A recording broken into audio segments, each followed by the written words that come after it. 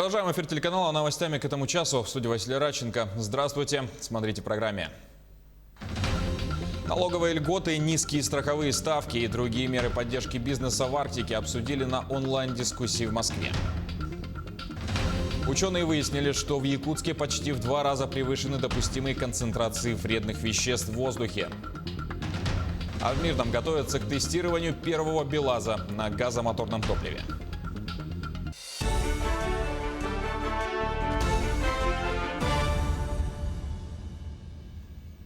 Новые преференции для бизнеса в Арктике обсудили эксперты во время онлайн-дискуссии Министерства развития Дальнего Востока и Арктики.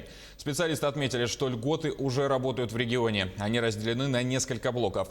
Первый касается налоговых преференций для крупного бизнеса. Это в основном добывающие компании, которые создают рабочие места, развивают инфраструктуру. Большую поддержку получают и частные предприниматели. Малому и среднему бизнесу уделяется особое внимание. Это возможность оплаты страховых взносов по сниженной ставке и получения земли без конкурсных процедур. Причем система мер поддержки не ограничивается принятыми законами. Принимаются новые дополнительные постановления правительства.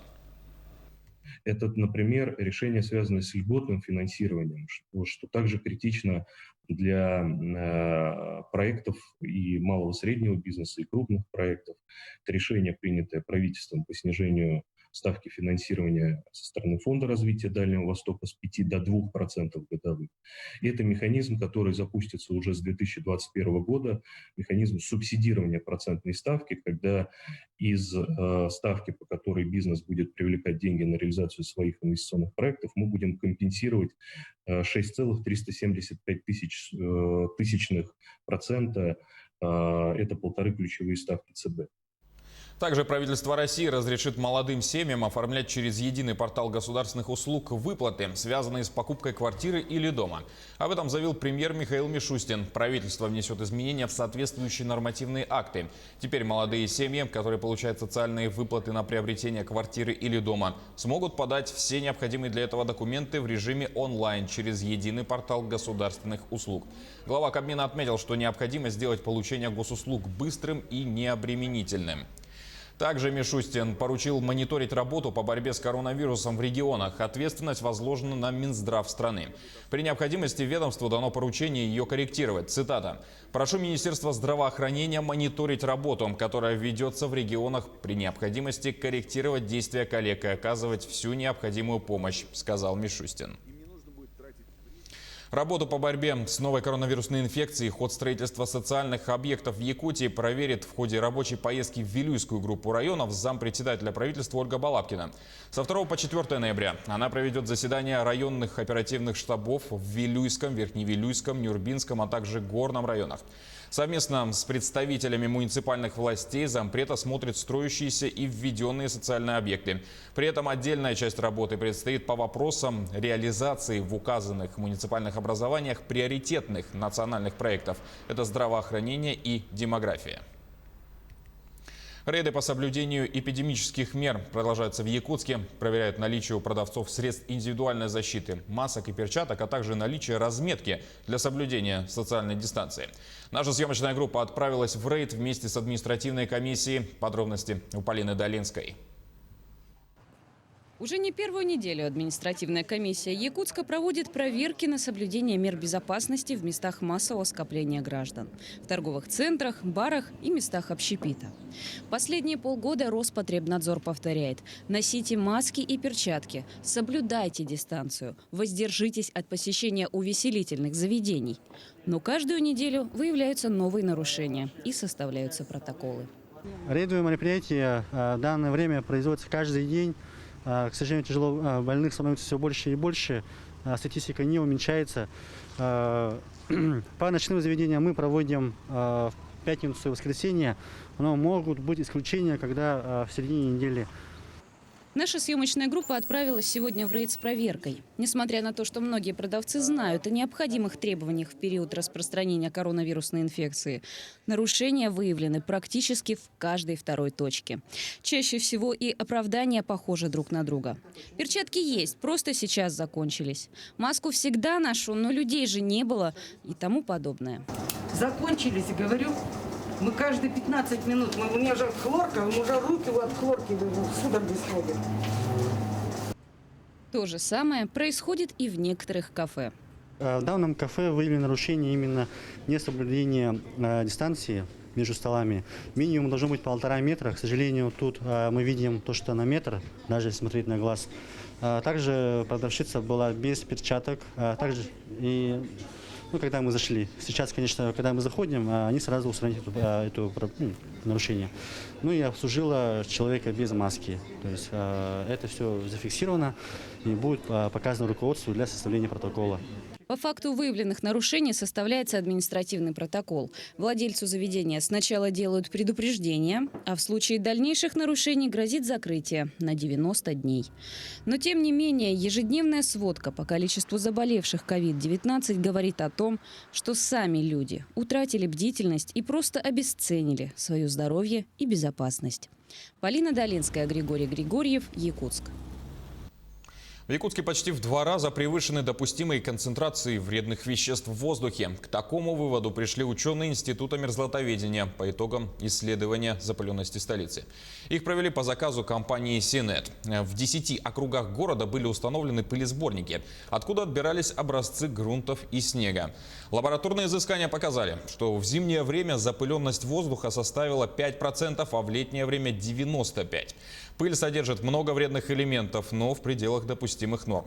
В некоторых районах превышены показатели по содержанию тяжелых металлов. К примеру, в месте складирования снега и в районе ГРЭС содержание свинца превысило предельно допустимую концентрацию в 3, а то и в 4 раза.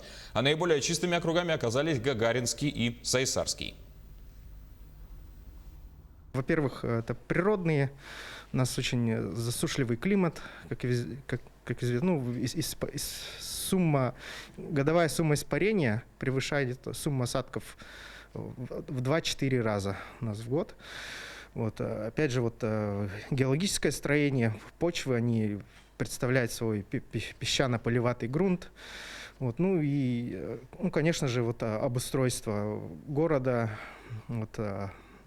Всего 60% города покрыто, имеет твердое дорожное покрытие асфальтовое. Также низкий уровень озеленения. Тем временем подходит к завершению навигация в Якутске. На днях закрыли паромную переправу Якутск-Нижний Бестях. Теперь паромы будут следовать по маршруту Жатай-Техтюр. О работе паромов и открытии зимников материал Александра Хавренко. Теперь все паромы на ту сторону реки будут отправляться отсюда, из поселка Жатай. Как видите, за моей спиной стоит паром, а за ним уже на полных парах стоит ледокол. Но первые рейсы паромы по маршруту Жатай-Техтюр пройдут без участия ледокола. Ледовая обстановка на Лене пока позволяет буксирам и баржам двигаться самостоятельно. Но, как только температура понизится и увеличится толщина льда, путь для паромов будет прокладывать ледокол «Капитан Бородкин». Естественно, с привлечением ледокола стоимость переправы увеличится. Цены у нас планируется подниматься с момента этого привлечения ледокола. Это тариф устанавливается перевозчиком, лорпом. Это есть определенный тариф на перевозку и сопровождение ледокола. Это в ближайшее время должен быть установлен перевозчиком. Это на примере индексации, с учетом индексации прошлых лет на уровне 2019 года будет установлен. Сегодня должны завершиться подготовительные работы, обустройство причальных площадок и отсыпка песком подъездных путей. И начнется погрузка первых автомобилей. Паромная переправа с ледоколом у нас грузовые перевозки будут выполняться до 20-х чисел ноября. У нас 25-го ориентировочный срок открытия Хадаса-Павловск переправы. И далее по увеличению грузоподъемности. И декабрь, январь, это уже повышение грузоподъемности, установленные сроки. У нас для этого создана специальная комиссия, которая проверяет толщину льда с привлечением ГИМС и других надзорных органов подрядных организаций. Пассажиры все еще могут перебраться на ту сторону реки при помощи судов на воздушной подушке, которые отправляются с 202-го микрорайона до Нижнего Бестяха и по маршруту Кангаласы-Сотинцы. Суда на воздушной подушке будут курсировать до открытия зимников. Александр Хавренко, Семен Семенов, Жатай, Якутск. А в алмазной столице в Мирном готовятся к тестированию первого газового БелАЗа. В автобазу горнообогатительного комбината его доставили в начале октября. Самосвал должен пройти обкатку в морозных условиях и доказать свою эффективность. С работой новой техники ознакомился наш коллега Роман Муконин.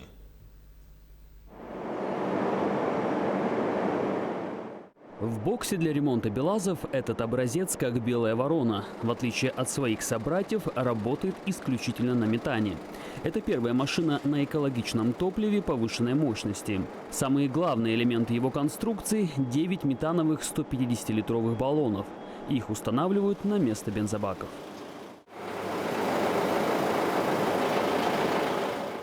– 1350 литров газа должно хватить на одну рабочую смену.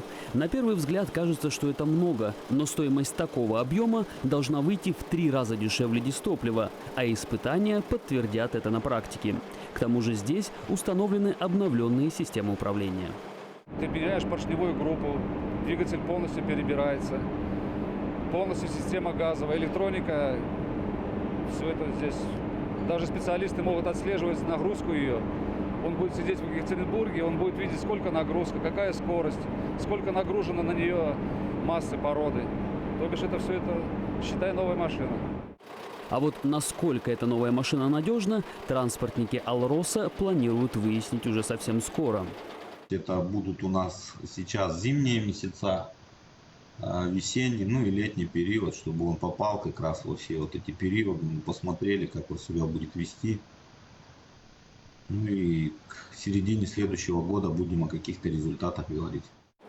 Как утверждает представитель БелАЗа, эта машина не экспериментальный образец, а почти серийный. Сейчас произведено еще 6 подобных автомобилей, и развитие этого направления на предприятии продолжается.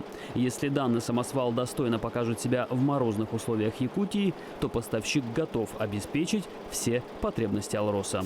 Роман Муконин, Александр Еремин, телеканал «Алмазный край». Якутян приглашают принять участие в этнографическом диктанте, который в этом году пройдет онлайн. Даты проведения с 3 по 8 ноября. Участвовать может любой желающий. Диктант позволяет оценить уровень этнографической грамотности населения, их знания о народах, проживающих в России. В этом году официальный сайт и задания диктанта будут переведены на английский и испанский языки и опубликованы на сайте miretno.ru. Они представляют собой тест, включающий в себя 20 вопросов, единый для всех частей, и 10 вопросов региональной, уникальной для каждого субъекта России. На этом пока все. Не забывайте носить маски, дезинфицировать руки и держать социальную дистанцию. До встречи в эфире.